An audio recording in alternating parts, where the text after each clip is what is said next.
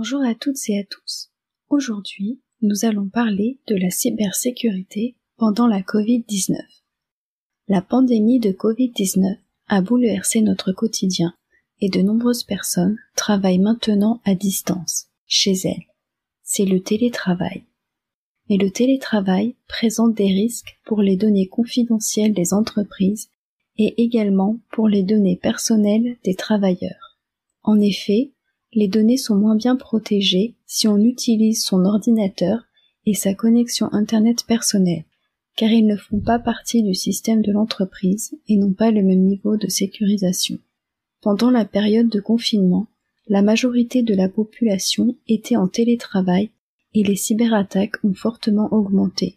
Les cybercriminels ont profité de la peur et de l'incertitude causée par la situation sanitaire et économique, ainsi que du manque de préparation des gouvernements, des entreprises et des particuliers en matière de sécurité informatique. Ainsi, des logiciels malveillants et des liens URL nuisibles se sont propagés au moyen d'emails alertant sur le coronavirus. De même, plusieurs personnes ont été victimes d'escroqueries liées à la vente de masques, de gel hydroalcoolique, de tests ou d'applications malveillantes supposées traquer le Covid, mais qui, une fois téléchargés, bloquent votre téléphone et vous demandent de payer pour le débloquer. De plus, avec la pandémie, un phénomène récent prend de l'ampleur. Les cyberattaques contre les établissements et les institutions de santé, alors qu'auparavant les particuliers et le secteur financier représentaient les cibles principales des cybercriminels.